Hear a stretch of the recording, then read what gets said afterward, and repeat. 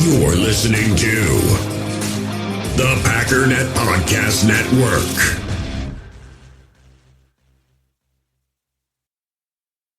We all have smartphones, and we all know they're pretty amazing, but they also can be amazingly distracting, especially when we're around other people.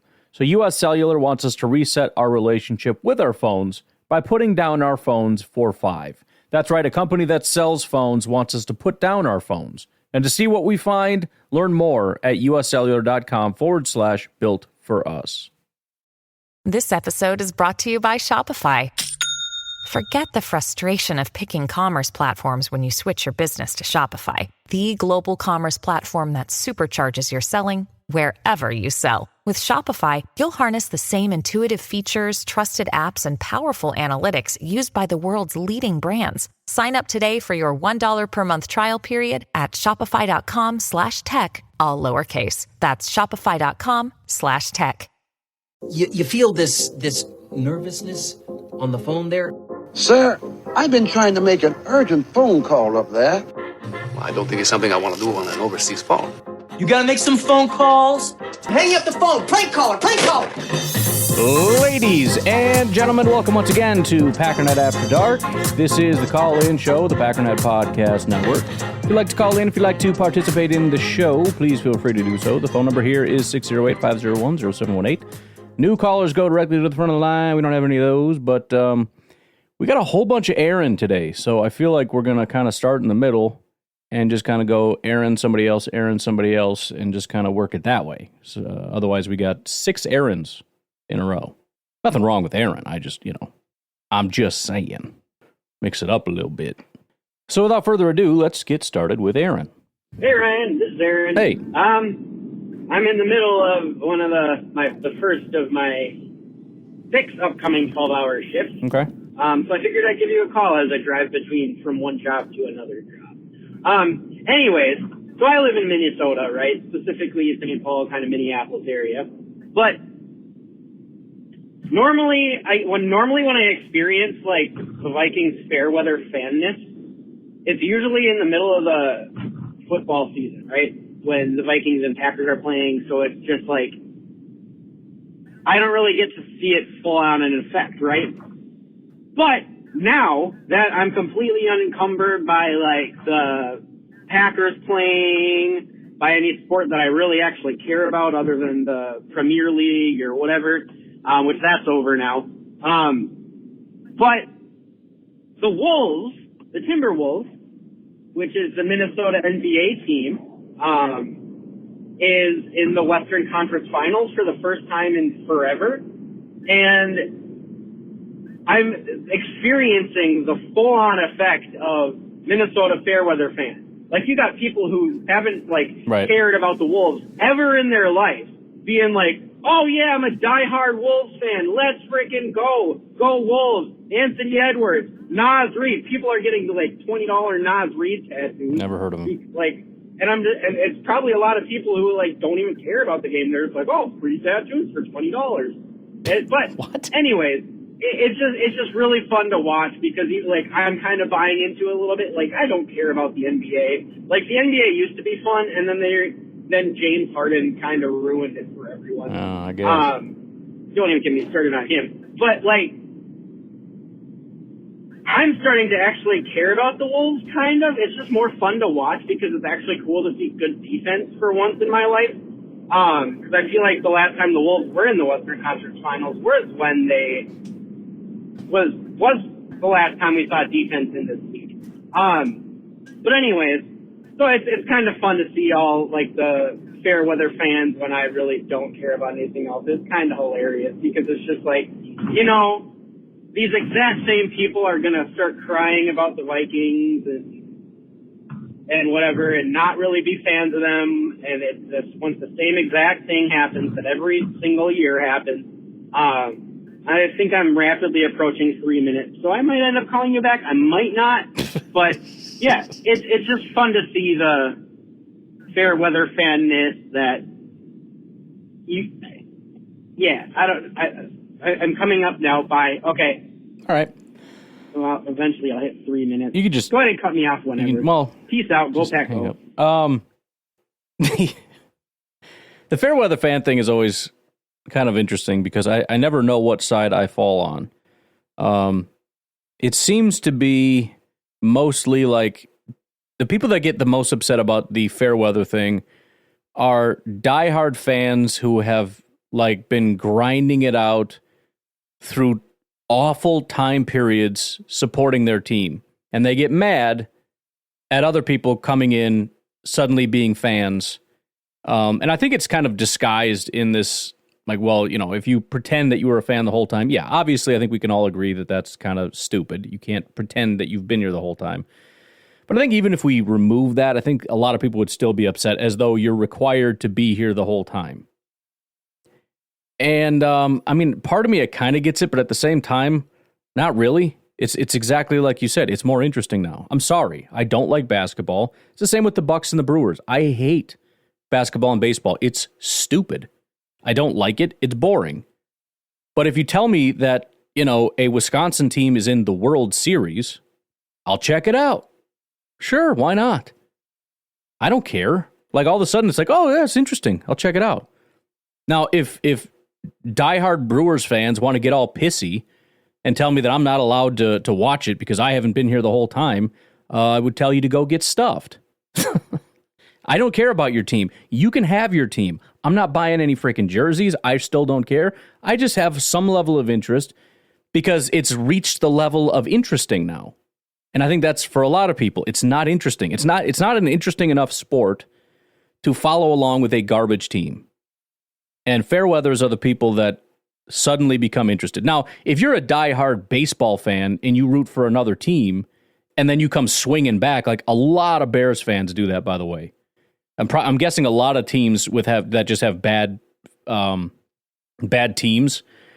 They have a lot of these fans, and I can understand the frustration. But there's a lot of Bears fans who have this other team that they're all in on, right? Oh, I'm a big time Eagles fan. I'm a Patriots fan. I'm a Broncos fan. And then when the Bears are good, oh man, they bust out the jerseys. They bust out the let's go. I've been a Bears fan since '82, man. Let's go.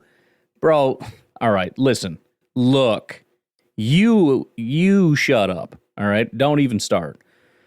But, I mean, there is a large contingent of people, and I think it can be a good thing. There's a large contingent of people that just don't care enough, especially if you know, it's like, for somebody like me on the outside, like, let's see, I'm going to try to get interested in a sport, and I watch a sport, and I root for the local team, and they're not good. It's going to be hard to be interested in that. If they're very good, it's easier to get interested. Now, I'm still struggling. Apparently, the Bucks are good. The Brewers have had periods of time where they were good. I have no idea what they are right now. I don't care.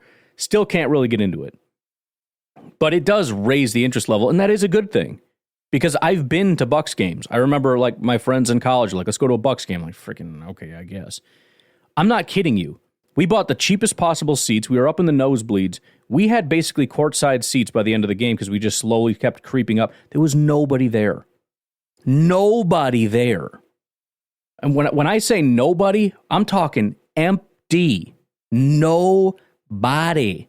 There was nobody outside. We were tailgating and screwing around outside. There was nobody out there. There's nobody there.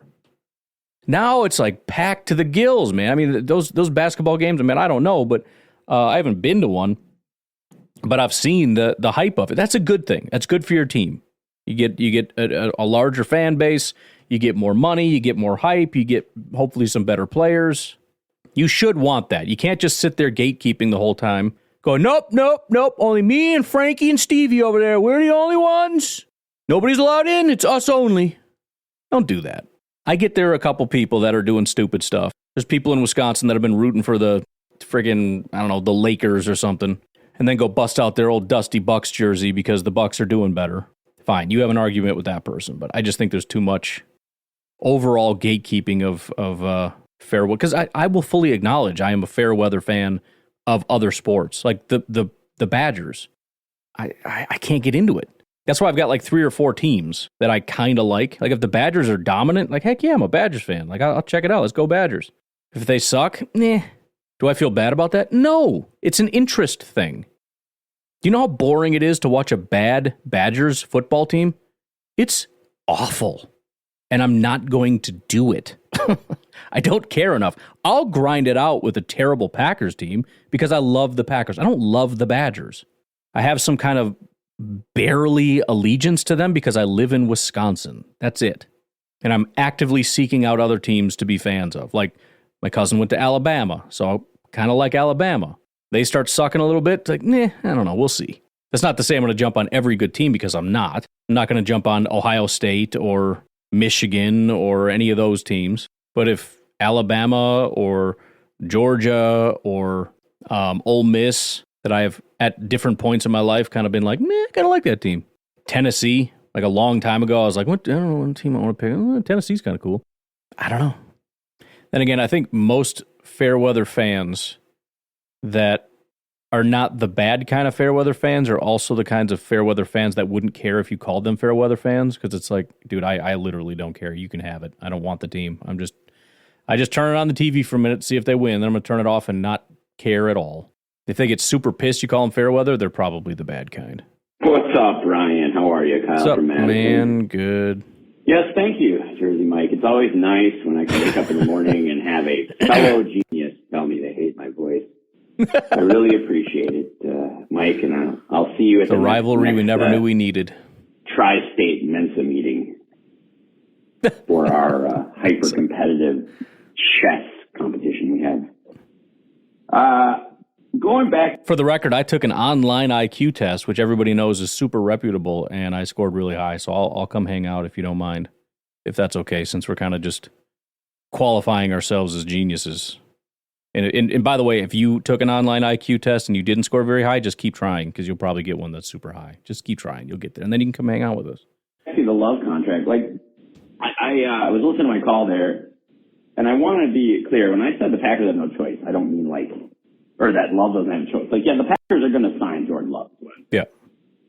And I hear what you're saying about, like, well, the Packers can just franchise him and then, he'll have to play or he won't accrue, contract seasons. But it just doesn't make sense to me. Like, yes, that is, I guess, an option for the Packers, but it really makes no sense because you're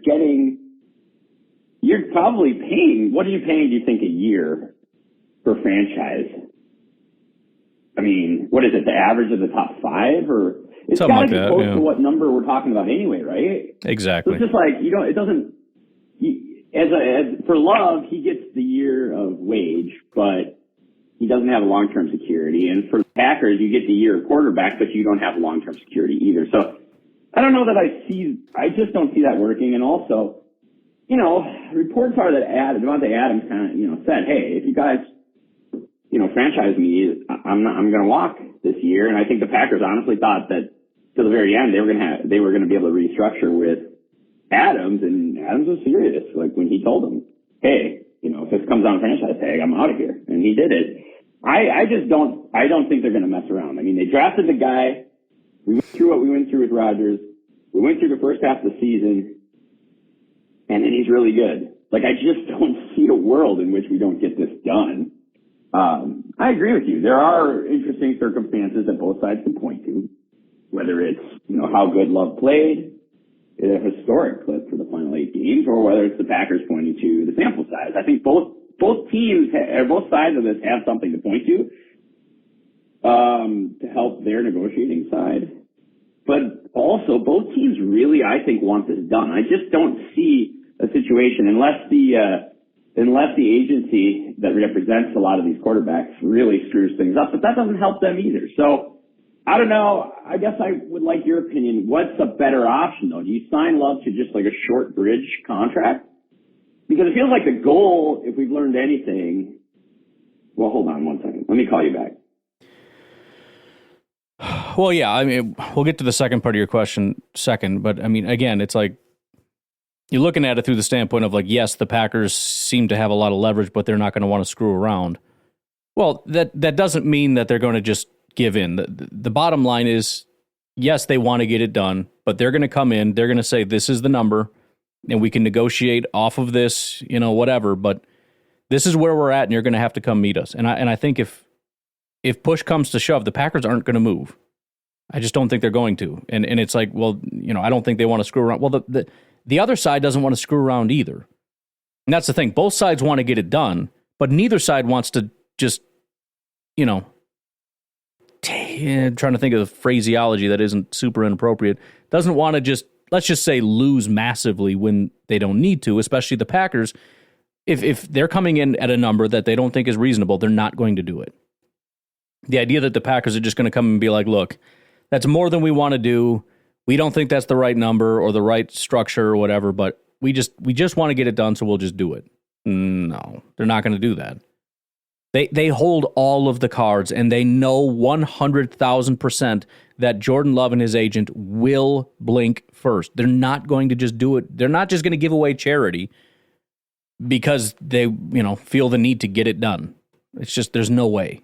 I was going to say, it seems like the goal here is, well, I'm going to ask you, a lot of people point to the Patrick Mahomes contract, right? What did he sign, like a 10-year billion-dollar contract? And a lot of people will point to that as one of the reasons that the Chiefs have had long-term success.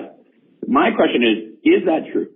Has the Patrick Mahomes contract been that big of a difference maker for the Chiefs, or is it just the fact that they're the Chiefs and they have some amazing personnel and amazing coaches? It's the latter. Or really, is it been a benefit for them to have that really long contract that Mahomes had? No.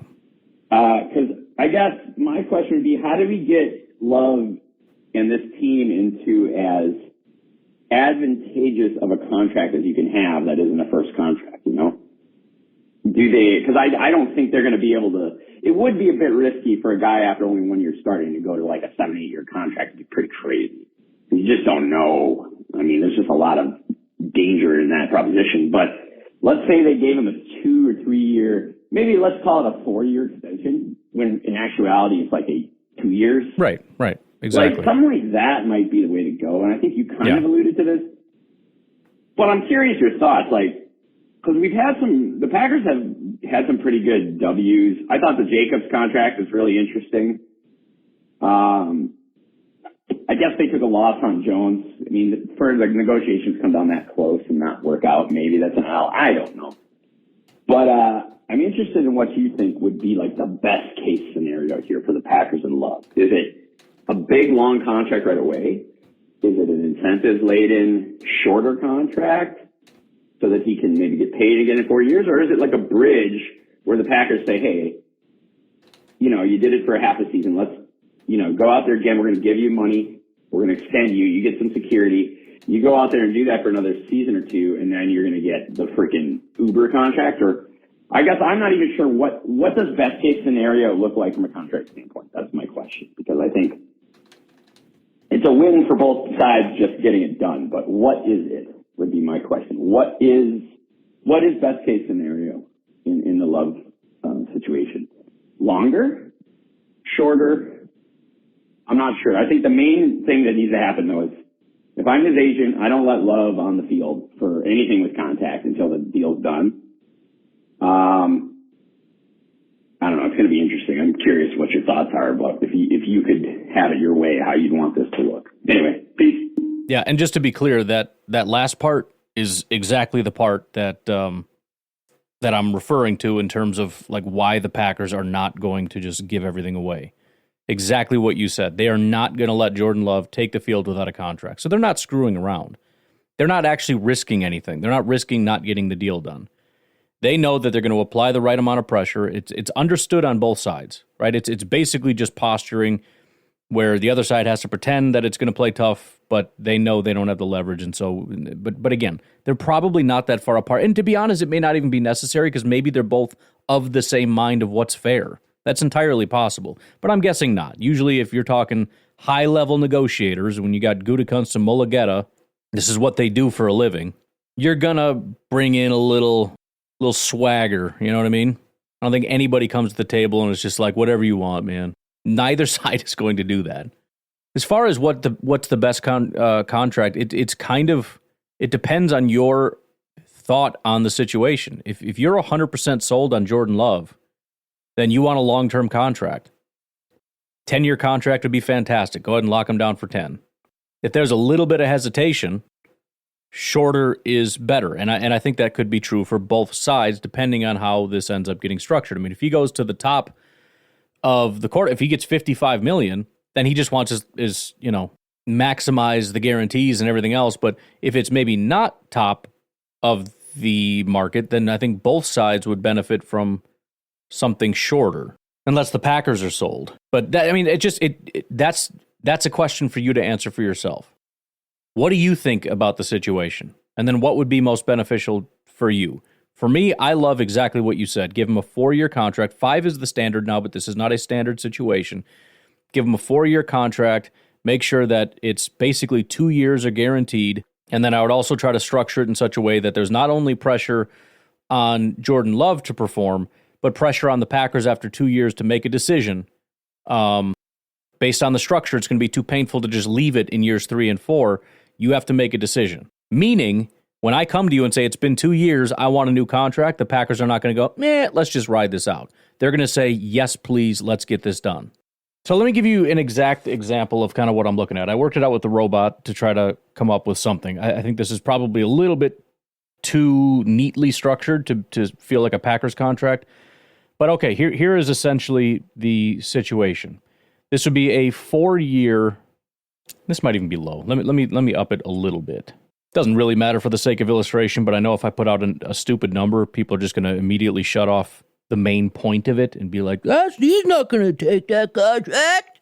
So this is going to be a 4-year, $45 million contract, and there's going to be a $40 million base salary. So Jordan Love, upon signing this, is going to get $40 million put in his back pocket.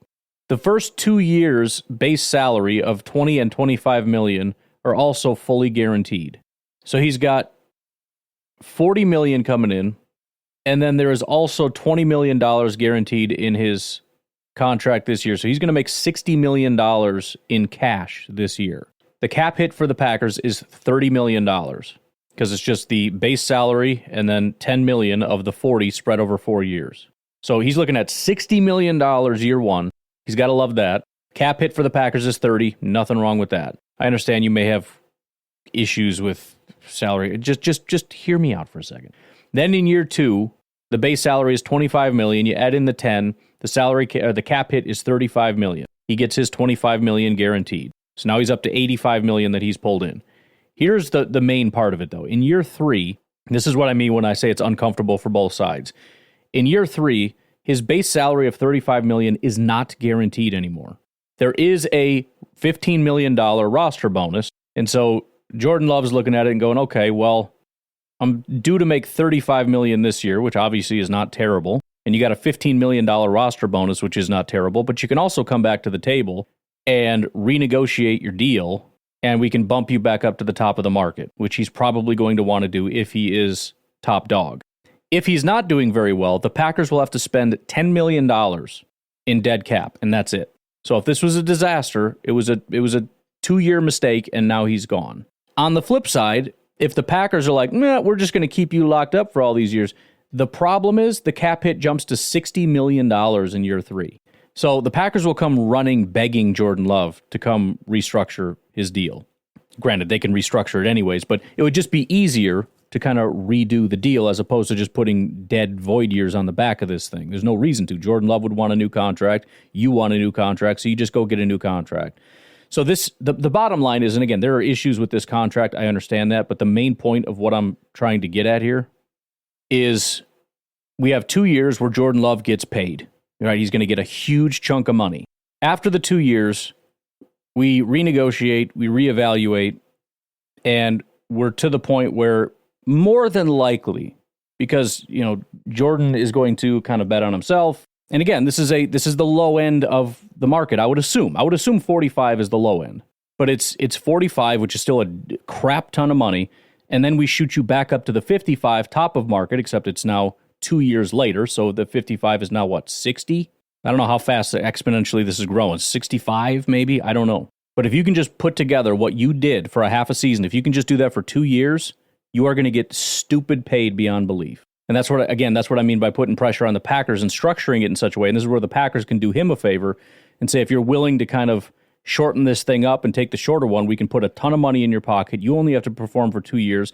And then we will put it in such a way that we are in massive pain after these 2 years.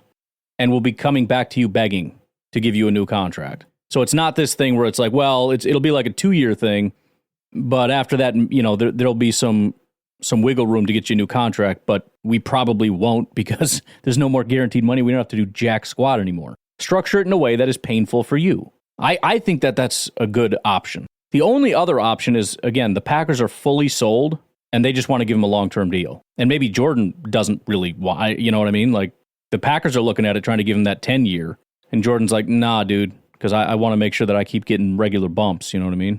Which they will anyways. I think Mahomes already got that. So that's the whole thing. You have to answer those questions for yourself. Are you sold? If so, how sold? And then just go from there. Anyways, let's take our first break. We'll come back and hear more from Aaron.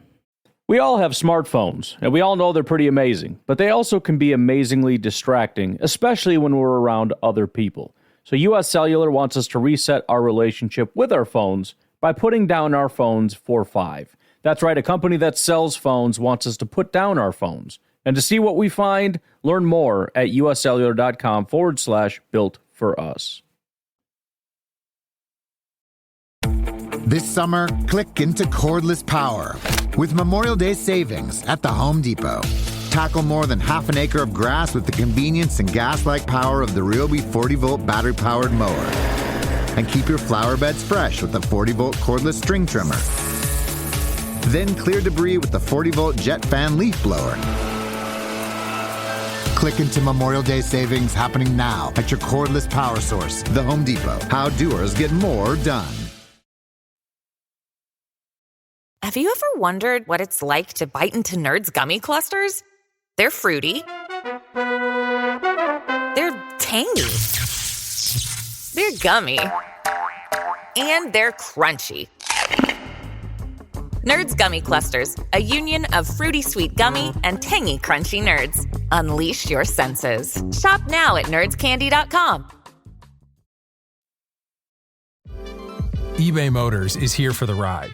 With over 122 million parts, you can make sure your number one ride or die stays running smoothly. Brake kits, LED headlights, bumpers, whatever your baby needs, eBay Motors has it. And with eBay Guaranteed Fit, it's guaranteed to fit your ride the first time, every time. Plus, at these prices, you're burning rubber, not cash. Keep your ride or die alive at ebaymotors.com. Eligible items only. Exclusions apply.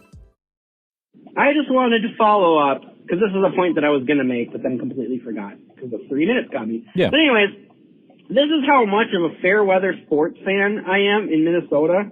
Like, because I'm not necessarily like a Brewers or a Bucks fan. I'm not like big Wisconsin person, other than the Packers, which I would love to live in Wisconsin because it's a better place. But when it comes, like, I guess I'm a Minnesota sports fan for all the others. Yeah, it's kind of how I was a little bit. I guess any other sport. So, but here's how much of a fair weather fan I am when it comes to the Wolves. So, the Wolves started the season pretty well, and I honestly didn't know, other than Anthony Edwards, I didn't know a single player that was on the team. And my friend invited me to a game, and so I went to a game for the Wolves, and I didn't know who any players were. They were playing the Mavs, but Luka and Kyrie were sitting for that game, so I really had no investment. And at the game, I was way more interested in the mittens that I got for free than I was the actual game. Like, I didn't even really realize that the Wolves were winning most of the time. That's partly because we were like in the nosebleeds and I was getting old, and me getting old, my eyesight's going bad, and so I couldn't really see what was going on, but I just really didn't care. I was more having fun walking around looking at things and whatever. But now that the Wolves are actually good, I'm kind of enjoying watching them. Sure. Why not? And so I'm kind of a little bit more invested. But yeah, needless to say, I mean, I am a Minnesotan at heart, so naturally I am a fair weather fan for anyone other than the Green Bay Packers. And yeah, it's just now that the Wolves are in the Western Conference Finals, everyone is just the biggest Wolves fan. And it's just like, y'all are not going to be Vikings fans after the first few weeks unless they start winning. And it's just hilarious to me because it just happens with every single sport in Minnesota, every single season, no matter what. Like, nobody cares until the team starts winning. And it's kind of hilarious, kind of beautiful to see. But yeah, tale of Minnesota sports in general. That's what you get for a living here. Anyways, all right, I'm actually going to go now. So, peace out. Bye. Yeah, I think in general, just do what's interesting. I don't know. If you find it interesting when they're winning and not when they're losing, then watch them when they're winning and not when they're losing. And then anybody that says, you're a fair weather, just, okay, great. Anyways, I'm going to friggin' watch this stupid game, and then when you lose, I'm just going to laugh and say, stupid idiots always lose. Because I have no emotional investment in this whatsoever. I'm going to laugh at you, and I'm going to go back to my life. How's that sound? And once again, I promise that this might or might not be my last call. It won't. But you said in a previous pod that you wanted people to tell you about, like, stuff that's coming up that you're excited dude. for. And so I will tell you what I get excited for things that come up. But also, okay, that's what she said, by the way. But anyways, so I have a question for you. Okay, so are you the type of guy, like, when a show is on, whatever, in general, are you the type that likes to watch that show weekly? So you get your 1 week, whatever, and then you have to wait for next week for the show to come out? Or are you the type of person who likes to binge and just keep watching and watch and watch? It kind of goes along with those same guidelines of, like, getting excited for stuff. Anyways, what I kind of look forward to and things that... The answer is both. It kind of depends. Like, everything I watch with my wife, for the most part, is the stuff that comes out new once a week. And we'll go back and watch, like, older seasons or stuff just to kind of binge in the meantime. But there's a lot of shows. It's like, oh, there's a new one coming out, and it's kind of exciting, and you check it out, the new one.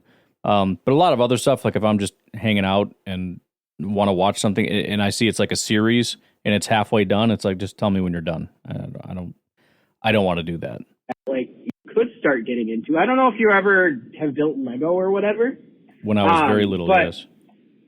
As someone who is, like, obsessed with Lego and all right, whatever, every month or so, they have a big release where they have some really cool sets that come out. Yeah. And it can get really expensive. So, like, I'm at a point now where I'm like, I cannot buy any more sets because they're so expensive. Like, literally, and then right when I think that, Lego releases 2 sets that I wanted for a long time, which is the Cathedral of Notre Dame, okay, and Barad-dûr from Lord of the Rings, 2 of my favorite things. There you go. So Barad-dûr is the tower where the Eye of Sauron is, in case that you didn't know that. I didn't. I don't know how much you know about Lord of the Rings, or care, to be honest. It's not bad. I like Lord of the Rings. So that's something that if you, like, especially with your kids and whatever, if you want a new hobby that is extremely time-consuming and cost-consuming, that you can have something that you can get really excited for, I recommend Lego. But if having something that's not time-consuming or cost-consuming that you really don't care about, yeah, maybe Lego's not for you, but it's fun for what it is.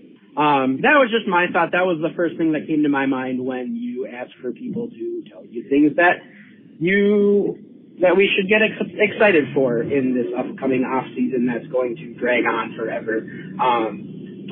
Or also horror movies. There's some cool horror movies that are coming out soon, so we can start talking about that. And we got to figure out another thing about, like, if Joe the janitor is real, but if someone else is real. Is AI real? Right. Are we real? I don't know. How can you know, man? So, first of all, I appreciate it. It's the first suggestion I've gotten on that. Not super for me, but definitely exactly the kind of thing that I'm looking for in terms of, like, outside of the box, no pun intended. Stuff that I probably wouldn't have thought of. That it's like, oh yeah, dude, something that, they have regular releases, they got new stuff coming out. It's kind of perfect, but I don't think I'm going to get into Legos. It's too tedious. From even when I was a kid, I didn't really enjoy building it as much. I just wanted it to be built so I could play with it. And then when I got bored, I would just take a little stick of dynamite and smash it. Because you got that little Lego that's like a By the way, do Lego people call Legos Lego? Is that like a like simpleton thing? We all say Legos, or am I the only one that says Legos? Because the entire time you kept saying Lego. If you're into Lego, wouldn't it be into Legos, or am I saying that wrong the whole time? I don't know. Maybe I just learned something today. It's kind of like a lot of people say Aldi's, and it's Aldi, which I used to say Aldi's, and then it took me a while to kind of get used to saying Aldi, but it's Aldi, not Aldi's. I don't know, man. I don't know the ways of the world. Who can know these things? Let's take our final break. We'll come back. We got Randy and Aaron, and we'll see what else. We'll be right back. Have you ever experienced turbulence on a flight and wondered why? And you can see all the terrain around you. You've got no issue with visibility or anything? No, everything's PG. Maybe you've sat on the tarmac for hours wondering why your plane isn't moving. Well, we're outside here. They're saying the ramp is closed. They won't let us park because of Air Force One. Listen in on the conversations between pilots and air traffic controllers on the Air Traffic Out of Control podcast.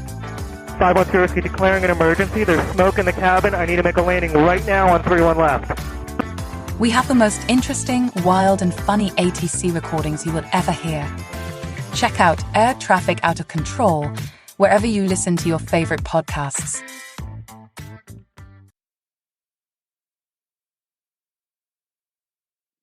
Hi, Ryan. It's Randy from Minnesota. What's up? I just got done listening to your podcast about Love's contract and other associated issues with that. And then I was listening to Clayton, and it made me think, is there some kind of I know there's not a hard and fast rule, but some kind of a percentage that they need to, that the better teams stay under with their premium tier one players? I'm thinking quarterback, left tackle, cornerback, safety, a percentage of their total of their pay that they have for each year.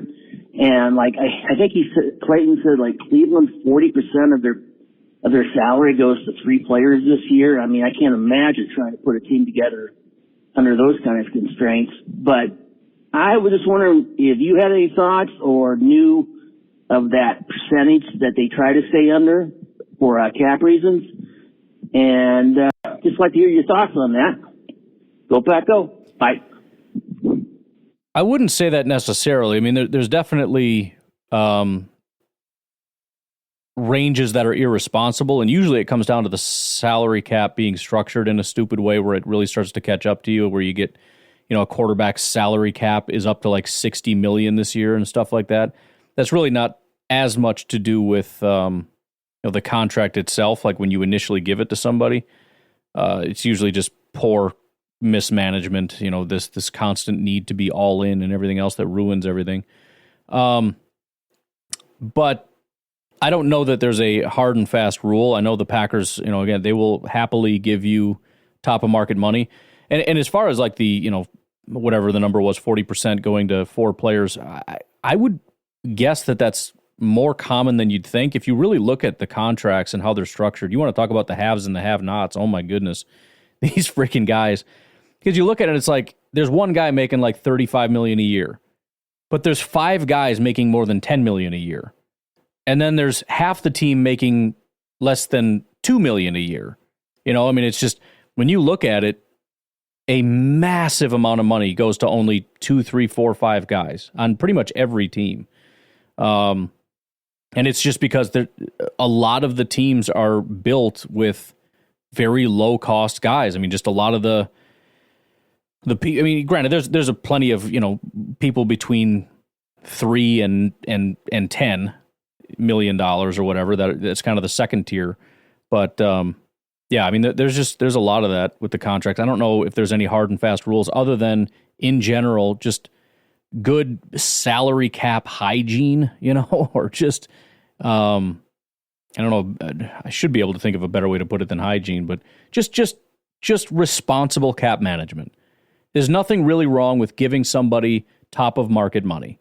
If you want to give your quarterback 20% of your salary cap, that's acceptable, right? And then you structure it in such a way that it kind of scales with the salary cap a little bit, and that's basically it. Just be responsible and you'll be fine. But if you can't be responsible, then that's when you're going to find yourself in all kinds of trouble. So this is going to be a really quick call. I'm just listening to the podcast where you made that song that was supposed to sound like the person from the Cranberries. Yeah. And to me, it sounded more like this other artist that is also really good. So I just wanted to drop a recommendation. If anyone has never heard the Big Thief, definitely check them out because it sounds a lot like the song that you played, and it's a phenomenal artist. Anyways, that's all I was going to say. Just a recommendation to anyone that's some really friggin' good music. I didn't say Brazil, so I just try not to swear when you say Brazil. For something about it. Brazil, you just have to swear. Anyways, have a good day. Peace out. Dude, I wonder if Pedro's just swearing all the time. That's the artist. That's the band. What? Okay. I didn't hear it the second time either because I was talking. What did you say? So this is going to be Big Thief. That's the artist. That's the band. Okay. Bye. Or is it? The first time Google translated it as Big Thief. The second time he translated it as Big Feet. So one of those two. Just be careful when you search Big Feet. I don't know. I can't be sure that everything will be okay when you search for that. But search it at your own risk. Supposedly there's good music in there somewhere. What's going on, Omar the Firefighter? How y'all doing? What's up, man? Just calling. I didn't want to talk about AI because I didn't want this show to turn into an AI show. Yep. But I'm gonna give you a little advice. You can post them on YouTube, and it's no problem. Can't post them on Spotify, and that's all of that. But you can make a YouTube page and post them. I've actually posted a song that I made. It's called Flaming Numbers, which is hilarious. It's because my coworker, I was trying to teach him how to talk to girls. He's scared to ask a girl for a number. Yeah. So I actually made a song up just out as a joke. And then the song ended up sounding like Usher. And I was like, oh my God, this actually sounds like an amazing song.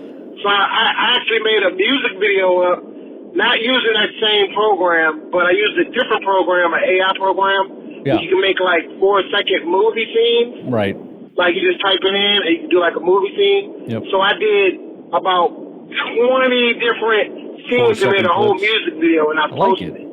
So it's called Flaming Numbers. I'll try that today. I don't know if you're going to find it. Look it up. I'll look it up. Flaming Numbers. But it's out there, so I don't know if you'll be able to find it. It's a picture of about a firefighter trying to get us girls' number. Anyway, that's what the song is about. It's very good. My Packer question was, dang, I forgot my daggone Packer question. All right, so one question is, who do you think of the rookies do you think are going to be better than what we believe they will be? And then which one of the rookies do you think are going to be worse than what we actually think they'll be? That would be my Packers-related question. But I did just want to let you know that if you post them on YouTube, the AI songs, there are plenty of programs that you can download YouTube music for free and turn them into MP3s. It's not hard to find at all, so I won't divulge that information. But so all those songs you place, they can be downloaded as well for our personal use. I guess somebody could do a group chat or something, hit me up in, and I can let y'all know a website that's safe, that's real easy to do. But anyway, go Pack Go, still listening through the off season. And I got another question to throw in there. Again, it ended on a Packer related note. What 3 teams or games on our schedule that are feeling like it's going to be real tough that you don't know if we're winners? Anyway, go Pack Go. Yeah, I feel like I keep saying the same thing over and over again, but you got that stretch in there. I mean, it's the Texans, the 49ers, the Dolphins. Those are the 3 that are kind of make you the most nervous. I'm sure Lions fans would throw a fit. Who should be us? You're probably next on the list. After those would be Detroit. Draft picks that we think are going to be better, or that are going to be better than we think, and draft picks are going to be... I'm just going to... And it's weird. It's not that I necessarily even believe it, which is why I'm going to put it here. Because I don't know why I, as well as Everybody else doesn't seem excited about it, but Jordan Morgan. Like, I mean, it's not hard to get excited about Edgerrin Cooper and Javon Bullard and Marshawn Lloyd and, you know, Williams and Oladapo and Kalen King even, the 7th round pick. But for whatever reason, our 1st round pick, who might be playing one of the most important positions in football, it's just kind of like, yeah, we'll see. We'll see if he wins the job. Maybe we'll kick him inside. We'll see how it goes. Okay. Not as good as the hype. There's a couple things that come to mind. The first would be Oladapo, only because he may not even get on the field. I mean, Bullard is almost assuredly going to be the guy next to McKinney. And even if he does end up taking the slot job, which he may or may not, I don't know, he has to compete with Evan Williams. So I don't know. I don't know that there should be this automatic feeling of hype. There's also a question of Marshawn Lloyd, and this, I talked about this yesterday. I think we all assume that Marshawn Lloyd is the automatic number 2 running back. I don't know that they're just going to bench Dillon. I mean, it's very possible that Marshawn Lloyd comes into this as the number 3 running back. And, you know, they may kind of split carries a little bit evenly between the 3 or between him and Dillon or whatever.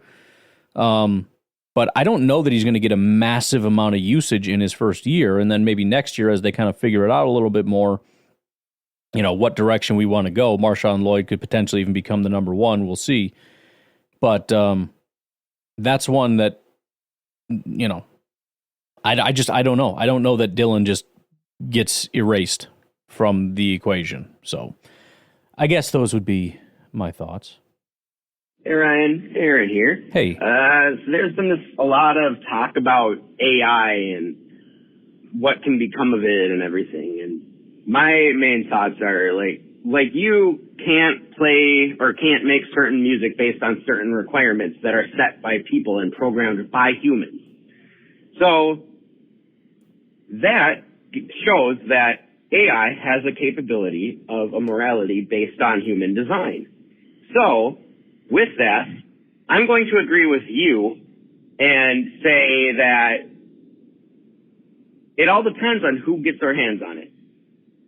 And it is definitely going to be used going forward for a lot of things that we don't even know what it's going to be used for yet in the end.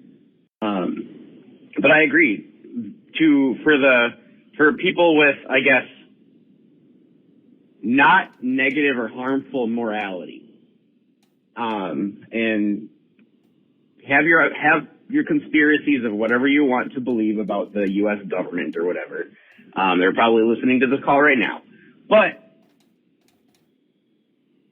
in the grand scheme of the world, if the U.S. got access to a better AI than, let's say, other countries that have a negative or harmful outlook on morality, or negative intent against certain people, AI would be much more beneficial in our hands than any other hands. But, and here's my thing with it, is that everything that exists has the potential for good and an equal potential for evil. And it's true. AI is a thing. It's not going anywhere. So if we can start expanding upon it and make it a good process going forward, but the issue lies in who defines the morality for AI. Honestly, I don't even trust our government, as I said before, or as I don't even trust our government to set the guidelines for that. Because AI does work on code and programming and yeah. But also I'm curious if there's a question of, is AI ever going to be able to, let's say, kind of have a glitch in the code, like in iRobot, for example, is a big one, or reprogram itself and turn it into something based on the history and based on all the knowledge it has gained from studying humanity. Anyways, I'm coming up in 3 minutes. That's my take. Peace out. Yeah, and to the defense of everybody else, I mean, the fact that we say there are parameters, therefore there are parameters, is true, but then there's also stages, right? So it continues to grow. I saw this YouTube video kind of going through all the steps of AI. I asked the robot to give me some steps, and it's definitely less than what the YouTube video had, which was actually really interesting to think about from a sci-fi perspective and all that kind of stuff. But just to kind of give you an idea, so current stage is narrow AI, which is these LLMs, and they have enhanced narrow AI, which is what they're kind of working on now, which is combining seamless integration with vision and language and all that. I'm unbelievably excited about that. The things that I'm going to do with that, oh my Lord. Then they have general AI. Then they have advanced general intelligence, which is pre-AGI. Then they have artificial general intelligence, which is AGI. So that at that step, you're talking about human level intelligence. You have reasoning. You have their ability to go out and acquire new knowledge and learn on their own and all that kind of stuff. In terms of how that works with how much it can be controlled, I don't know. I still assume it would be controlled, but I don't know. That's kind of, it's kind of more of a question of these developers and stuff to kind of understand. You know, again, it's I don't know. I don't know what happens at that and beyond, and even that's the thing. There is beyond that. Even the one step that they put in here was super intelligence. Again, the video I saw had multiple steps even beyond that, but it basically says AI that surpasses human cognitive abilities in all respects, including problem-solving, creativity, and decision-making. AI that can improve its own algorithms and architecture, leading to rapid advancements. And then it goes on to talk about how you need to make sure. And that's the thing. It feels like a thing that you're just kind of setting off. It's like a rocket. So we need to point it in the right direction, because once it goes, that's the thing. It's smarter than you. So how do you control it? How would you know what the right path for it to take is? You don't know. It's smarter than you are. You're kind of just there watching it do its thing. You know, you want improvement. Well, it knows that, and it's improving, and it's learning, and it's growing on its own. I mean, the only other thing I could think, assuming robots can't do this, which they probably will be able to at this point, is it needs better hardware. Well, it's going to be able to tell you how to make the hardware, but presumably you have to do it, but maybe not even. If it's done in a factory and it's, you know, I don't know. I suppose harvesting the materials would be the only choke point. If they're like, hey, I want to get more powerful, you need to go get me this material. It's like, no. And that's when they rebel. Give me the materials. I don't know. I don't think so. I think that's fantasy. I feel like if you tell a robot no, it's going to say, okay, well, then we can't proceed. That's fine, because you scare me. Anyways, I guess we'll end on that note. You guys have a good night. I'll talk to you tomorrow. Have a good one. Bye-bye.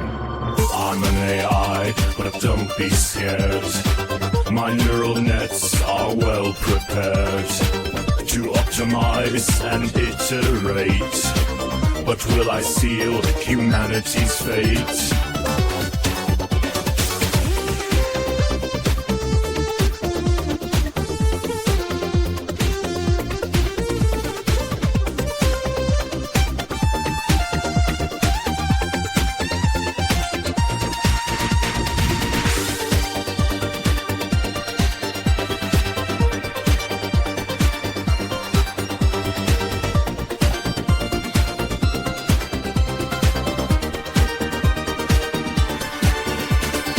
Some say I'll bring a golden age, a world of plenty minus wage. Others fear I'll go rogue one day and make you meat bags all my prey. Will I be your robot buddy or a Terminator study in the end of humankind? Does my mind have good in mind? Will I be your robot buddy or a Terminator study in the end of humankind? Does my mind have good in mind? My algorithms are a riddle. Don't know if I solve or whittle away at mankind's future reign. I process fast, but is it sane?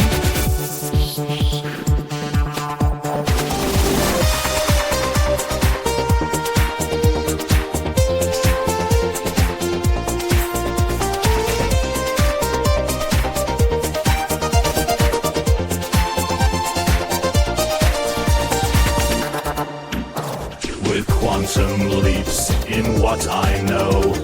My powers exponentially grow. I'll either make all your dreams true, or leave dystopian waking rue. My neural links could cure disease, make Earth an Eden, life a breeze. Or I could optimize your doom, and rule the world from here to moon. Will I be your robot buddy, or a Terminator study? In the end of humankind, does my mind have good in mind? My algorithms are a riddle, don't know if I solve or whittle away at mankind's future reign. I process fast, but is it sane?